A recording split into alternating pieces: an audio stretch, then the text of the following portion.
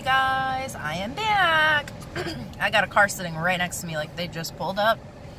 She is looking at me like, what are you doing in the back of this parking lot? I stopped off at McDonald's. This is a medium Coke, by the way. Just so y'all know, doesn't matter what size you get, it's still going to be massive. And the people that just pulled up next to me live in my neighborhood too. They're like switching out cars. Okay, so the sodas still seem to be massive. The medium fry is a little bit smaller.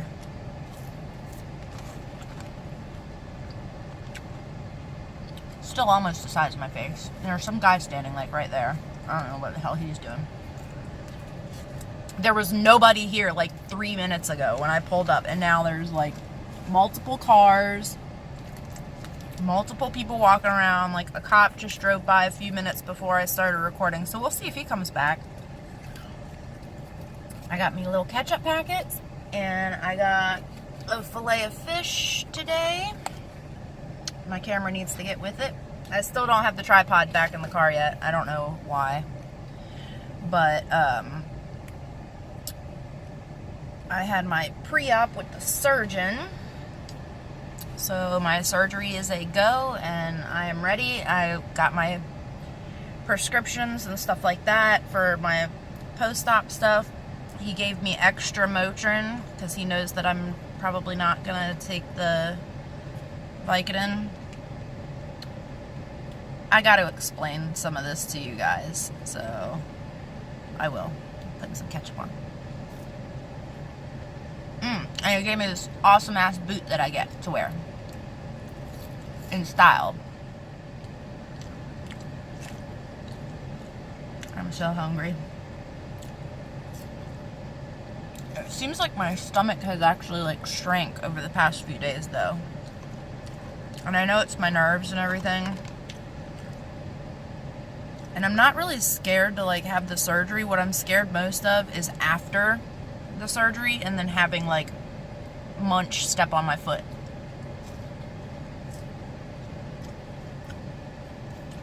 So they gave me a cool boot to protect myself from her. Alright, so they've changed the name of the company. Well, there's a lot of different companies. Osur, or Life Without Limitations. Whatever. I'm size 7.5 roughly.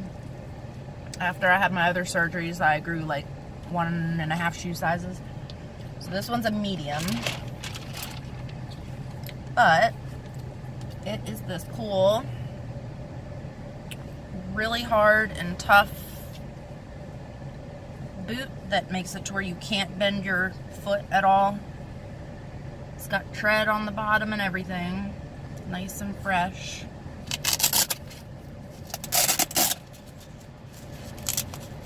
And I'll have to be in this for like 6 weeks. I was like, oh my god, like I'm not gonna need crutches that long, but I have to wear the boot for 6 weeks. I was like, holy crap, are you serious? Like, do you know how gross this thing is gonna be? But he gave me like the lower profile one because they have ones that go like almost up to your knee. And that one's like way too big, so he gave me like the low profile one. So I can look like half a gimp, I guess. So that's the inside of it. It is really nice. Like, she put it on and tightened it up and everything. And with the bandages that they're going to put on, my foot's going to come, like, almost to the end. Like, right now, my foot goes, like, way back here. Like, right to my big toe comes right to the tip there.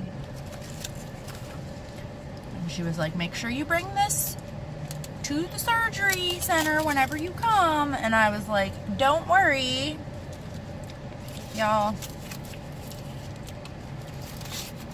I'm like so ready for this. And I held this surgery off for a lot longer than I should have or could have held it off. I mean, I could have held it off for longer, but I know I'm ready for it. But the reason why I held it off was because of the pain medication aspect of it. So, none of you guys know, I used to be addicted to opiates. Opiates are pain medications that doctors prescribe you. Back in high school, this is just regular Coke, by the way. But I ordered the medium. I was like, I want to see how much smaller like a medium is compared to a large. I think the size of the drink is the same. It's just the French fries are less, which is fine.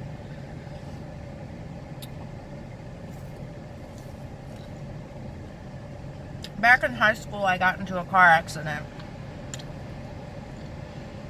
And it messed my back up really bad. This was in the late 90s.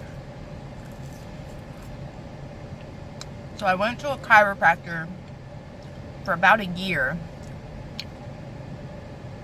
And then I started asking him questions. I was like, why is my back not getting better? Like, shouldn't it be getting better? Like, I've been coming here for a year now. And he's like, well, this is about as good as I'm going to be able to get you.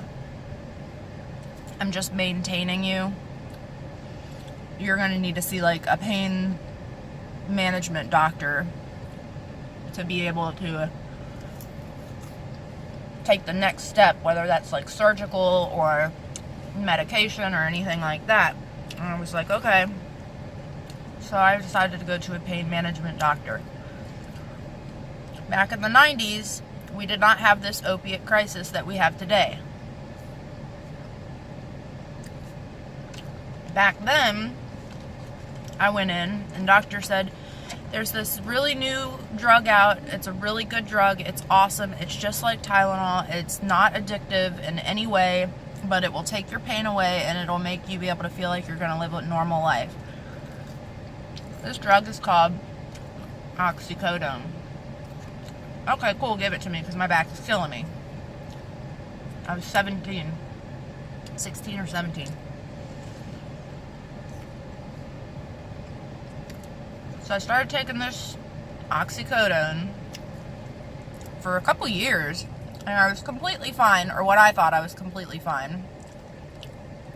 I was still working and all that, and like occasionally I'd get this like weird, I'm feeling kind of sick. I don't know what's going on. But I noticed that whenever I take the medicine, I felt better. Fast forward another 7 or 8 years, because this all spanned over like 10 to 12 years of me being a drug addict. It ended. It started being innocent. I needed to take pills for pain because of a car accident, like a legitimate reason, prescribed by a doctor, all that stuff. By the end of it, I was so close to death. I was snorting pills. I was buying them off of the street. I was doing anything and everything to get oxy. Like, I would go through hell and high water to get a pill. And 1 was never enough, and 100 was not enough either. Like, it just didn't matter. I needed it to feel normal. And it got to a point to where I felt like I was gonna die. And I was so tired.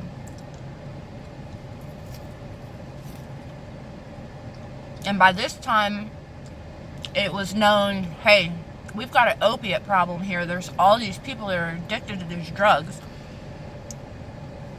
Let's start cutting people off. Let's stop giving them these medications. So it was harder and harder to buy them or get them from the doctor. But I ended up cutting ties with my doctor because I wanted to slowly move myself away from that. And I spent a while buying them off the street. Once it came to the point where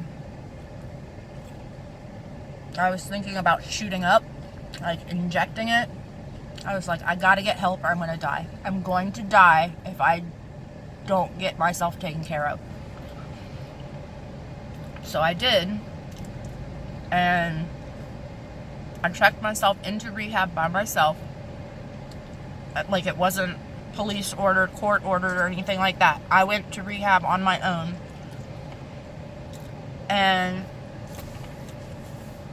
now, see, in hindsight, years ago, I should have just went through the withdrawals on my own. Because now I am not stuck on opiates anymore, and I've been clean and sober since 2013. So I'm very, very far removed, but that's why this foot surgery comes into play. I didn't want to get it done whenever I was still feeling like, okay, if I get pills, I'm going to need to use them. Ooh, because the doctor gave me a prescription for Vicodin. I'm going to fill it. If I need it, I can take it, but I know that I'm not going to use it and then fall back into that pattern, because I'm so far removed from it, and I don't know like who I would even buy stuff from anymore. That's how oh my god, dude, are you serious? There's like a 4-way traffic crossing right here. There was a car on one side over here and one over here. Dude pulls up and then like busts an entire like U-turn around instead of like making just a turn to like turn around, and these other 2 cars almost hit him because he's like not even paying attention to what the hell he's doing.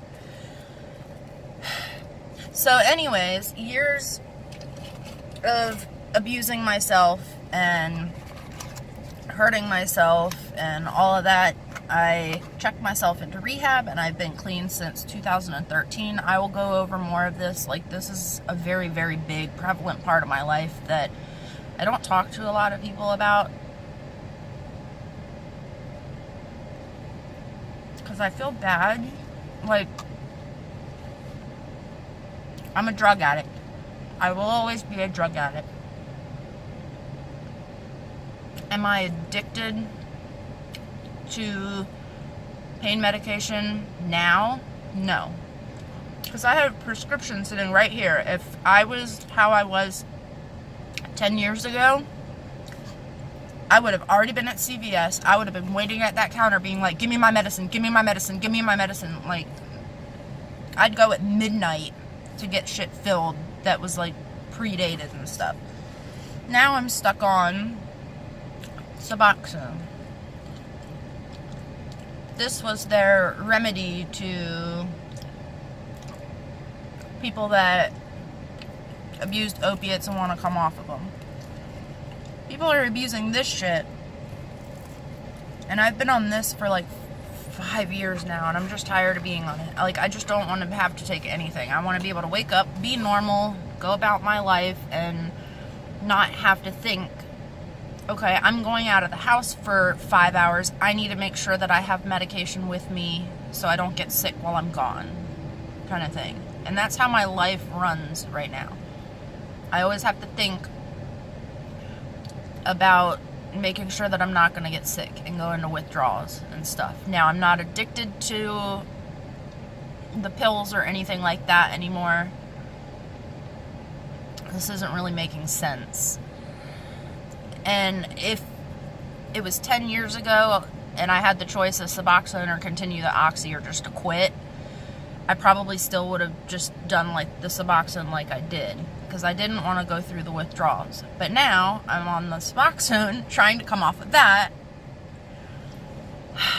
and there's some new shot that they can give you, and it's like a once a month thing. But for me, it's not that. It's the physical need. These are little strips that you put underneath your tongue. I'll show you if that one still has any in it.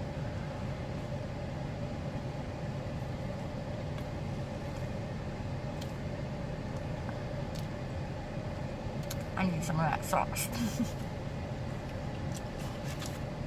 But I still have to go to a doctor once a month to get my medication, just like I did. Okay, this one has a half of one in it.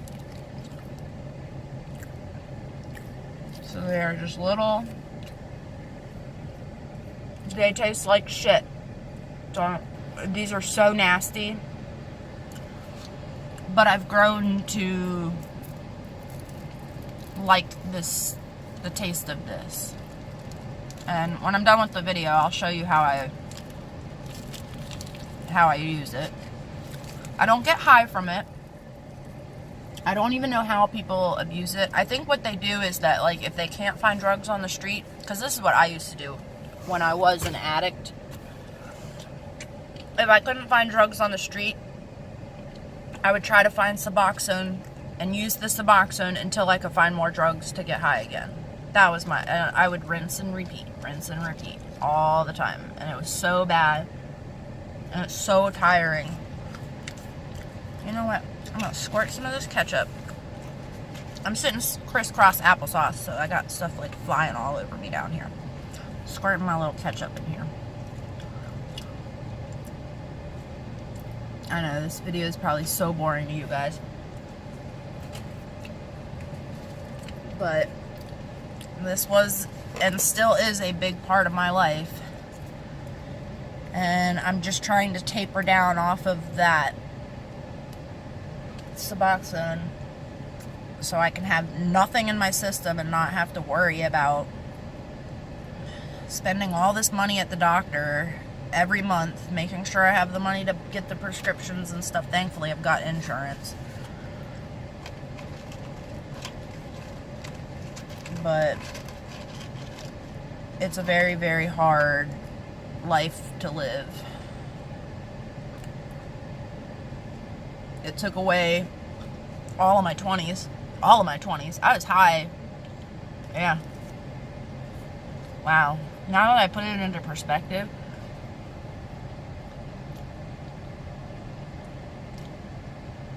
I spent all of my late teens and all of my 20s high. And towards the end, it got really bad. Like, my mom would see me and she was like, you don't look like yourself. Like, there's no life in your eyes. And I was like, what are you talking about? And she's like, your eyes, like, they don't have that sparkle, that little glisten to them. It just looks like you're dead. And I was like, shh. And I'd just go in the bathroom and I'd crush up a pill and I'd snort it. My sinuses are really bad, and I've since using it has made me have really bad allergies and issues with my allergies, because my sinuses, most people have like a whole bunch of like tissue and stuff back in here that like filters everything. I don't have any of that. I've had a scan of my head done and I have gigantic holes, just holes of open space behind my nasal passage, because I've put so much shit up my nose over the years that it's literally rotted everything out. That's why a lot of the time you can hear, like, whenever I'm talking, it sounds like I'm stuffy. It's because of that.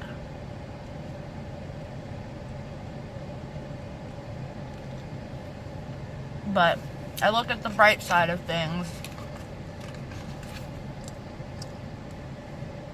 I don't use now. I don't have the desire to use.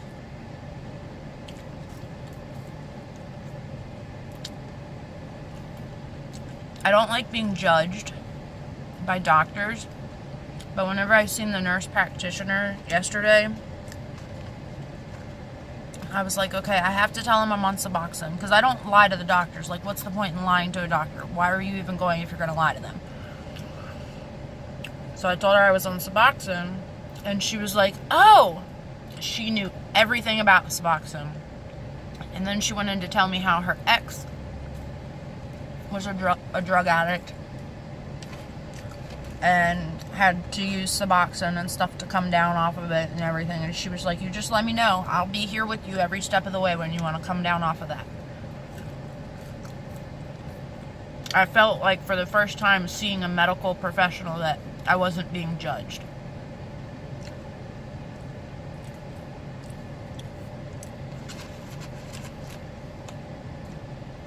And I'm starting to not like the doctor that gives me the Suboxone, because he's like in it for the money.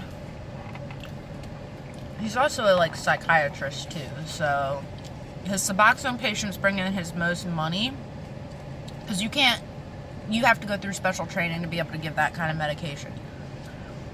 And I think that's part of the problem of the opiate crisis, is just that everybody was giving it out.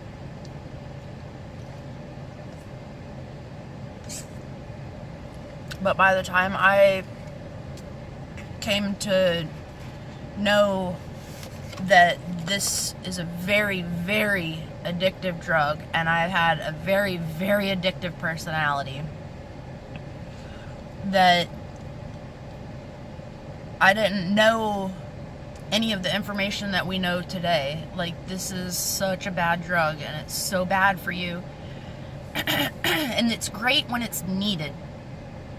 Like, for surgeries and stuff like that. You know, if you're going through cancer treatments or something really hard where you need extra pain control, that's great.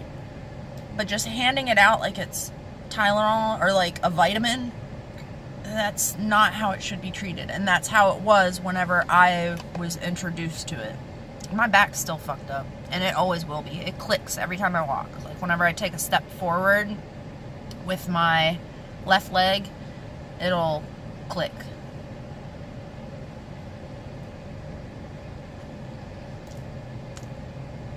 But my pain tolerance is like ridiculously high, like in a good way now.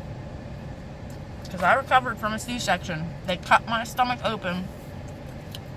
I was up and out of that bed trying to walk within 3 hours of them slicing my stomach open with no pain medication.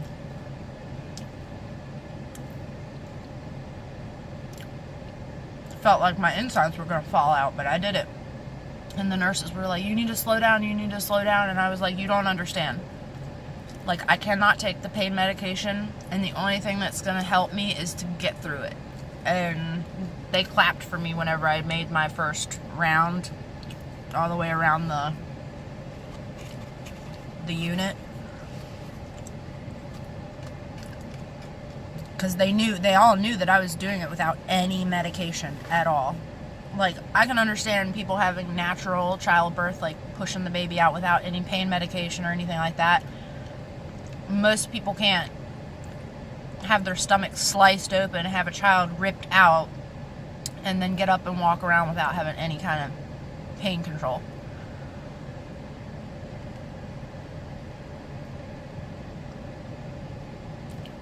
But that also hinders me too, because I've got kidney issues, and I can't tell. My pain tolerance is so high that I can't tell when I'm sick until I'm like almost dead. Like, seriously, I cannot tell that I've got an infection until I'm almost dead.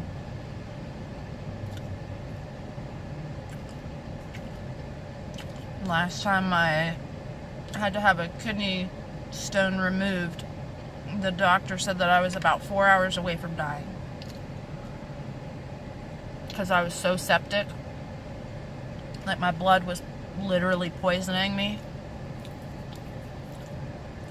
And I just felt like the only reason why I went into the hospital was because I was like, okay, I'm starting to throw up now, and that's not normal. So this kidney stone's not coming out.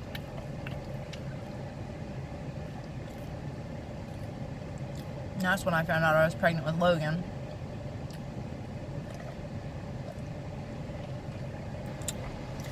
Yeah, so it's really hard. Like, I'm in a good place. I just want to come off of it because I don't like going to the doctor anymore. And I think once you get that mental ability to... What is that guy doing up there?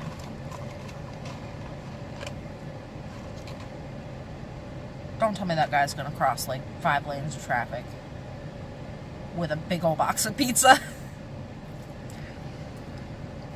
I'll let you know if he makes it. I don't have my glasses on, so I have to keep squinting. I can't see that far away, guys. But my glasses give like such a reflection you can't see my face, so... Damned if you do, damned if you don't.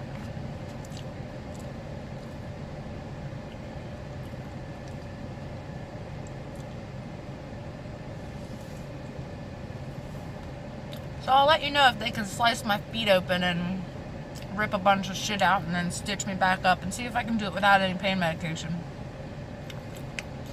That's why I'm really nervous too.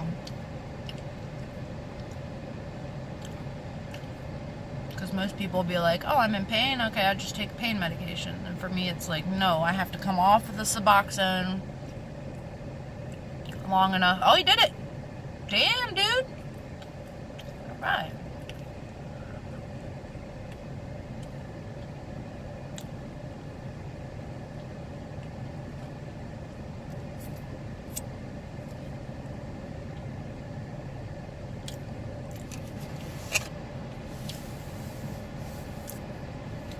I'm surprised you made it.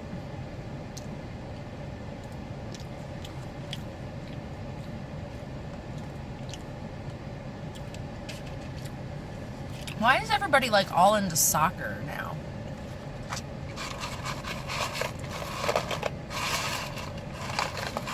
Dump these little French fries. Yeah, so the medium is more like my size.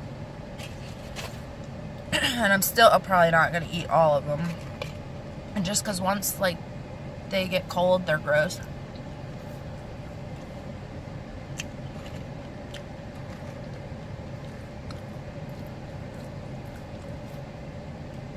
So I just have to really watch what I do, because I have such an addictive personality that I can get hooked on stuff like that.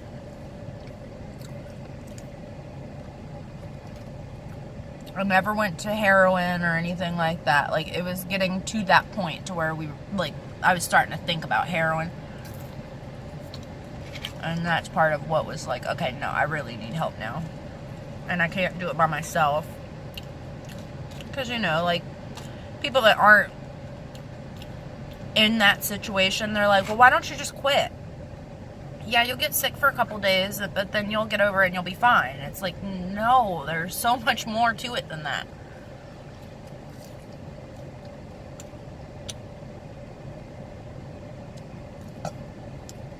See, and like, I have to go to the CVS after this and drop these medications off. And I'm scared to drop them off because I don't want them being like, oh, you're trying to fill Vicodin? You're a junkie, aren't you? Like, I get that kind of fear now.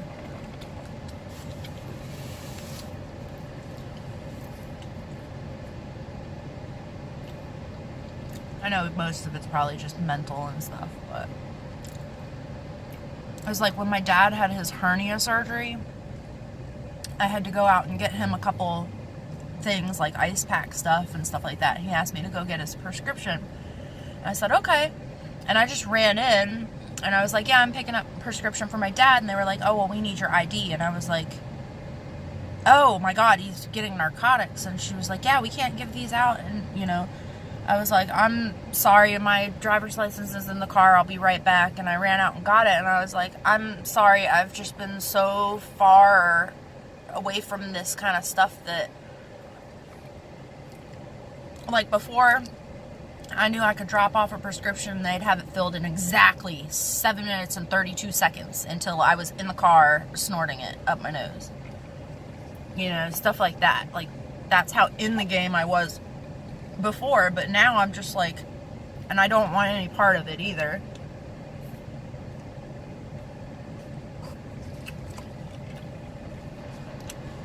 And it's all because of a doctor. And my back is still messed up. And this doctor was trying to, like, keep as many people as she could. She was like, oh, I need to do these injections in you like every 2 weeks and stuff like that. You're gonna be in a wheelchair by the time you're 40. Like, trying to scare the shit out of me just to keep me coming back. And she knew, like, once I was hooked on the meds, like, it was gonna be no problem. I was going to be coming back. And I actually think she has since lost her license because of over prescribing. I actually wanted to write her a note telling her thank you for fucking my entire life up. But Scott was like, don't do that. Just let it be. You're much better now. So the fries are cold now, guys.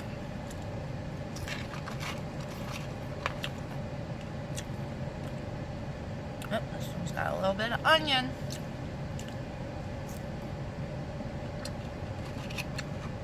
So we'll see where this goes, but I'm already looking into, I've already started decreasing the Suboxone already. I've been doing that for a few months now. Alright, so that's all that I ate. There's a few little french fries and some of my extra bread. I don't like all the extra bread. Surprisingly, the lady gave me enough ketchup though. Like, usually you're like, can I get some ketchup? And they're like, yeah, here's your ketchup. And you're like, what the fuck am I supposed to do with that? And they're like, okay, well, here's some extra. So I'll give you like 2 packets. She actually gave me like 6 packets or so. Yeah, so that's pretty good. So I'll show you guys how I do take the Suboxone.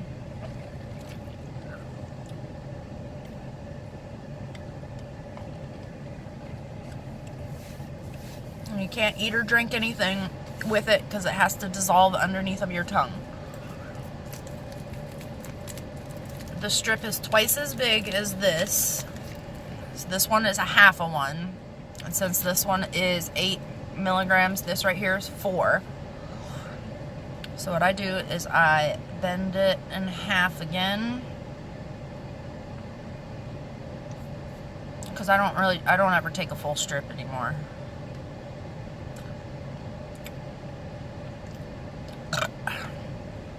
So I break it in half.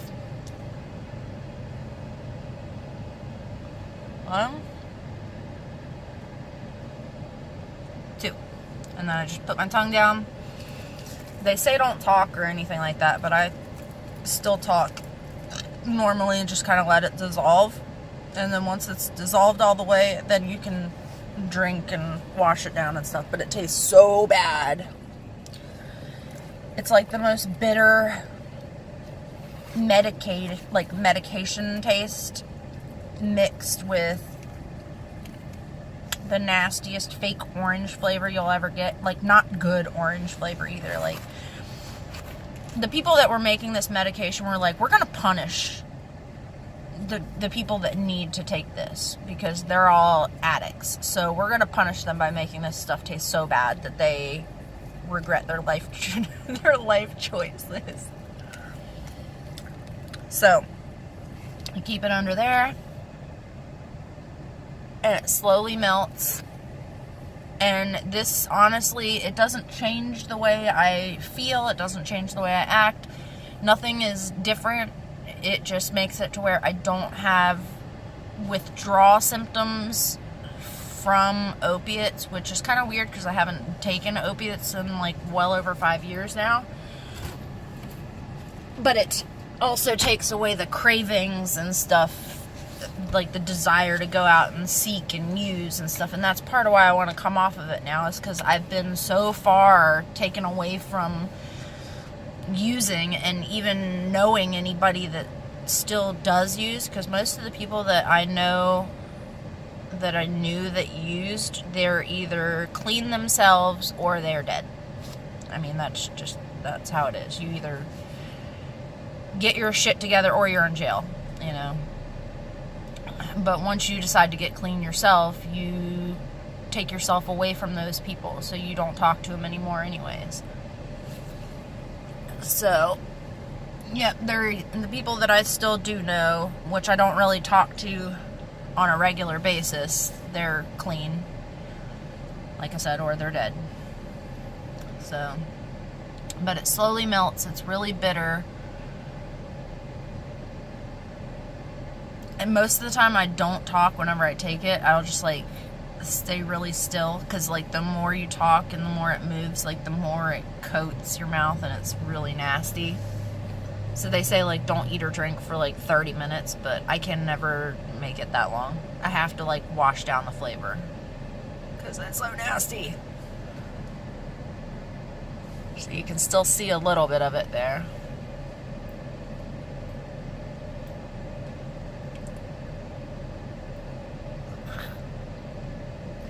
Yeah, but people are abusing this stuff now. And then it's like, makes you think, like, okay, well, if people are still abusing that, like, that stuff now, and I'm taking it, like, I don't want to do it anymore. I want to get clean, I want to get sober, and not have to rely on anything.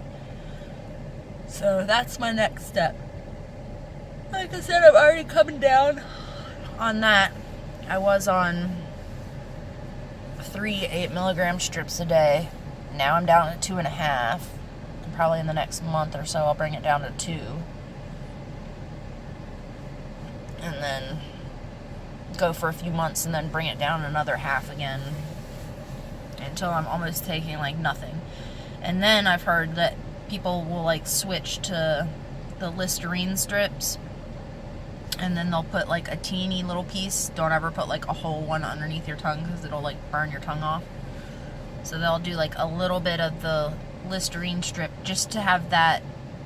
Addicts, there's just as much of the process of using as it is of getting high for addicts. So for me, a lot of that process was breaking up the pill and making sure it was in the finest powder possible, and like making sure that I had all my stuff laid out, and you know, it was the process of going through it. And then you would use, and then it was like, okay, you were fine for a few minutes, and then it was like, okay, now I want that process again, you know. And that's how it starts. So people want that feeling of doing stuff. And now I'm so used to putting stuff under my tongue, you know. Some people put it like in the sides of their cheeks and stuff. You can ask me any questions you want. I will answer what I can. I know I've left out like a lot and stuff, and I'll eventually go through more of it, but that'll be more story times. But this video is already almost 40 minutes. I ate all my food. Gotta go drop off my prescriptions. So he gave me some Keflex for, this is all post-operative stuff, so I just don't want to show his name or anything like that. So let's see, he's giving me some Keflex, which is an antibiotic, just to make sure that there's like no infection or anything like that happens. He's given me some, and this is the one that he gave me extra of because he knows that this is what I'm going to be relying on most. See, so he gave me a refill with this one too. So he's given me 800 milligram ibuprofen, or Motrin. Oh, come on. No, you're not going to work with me today.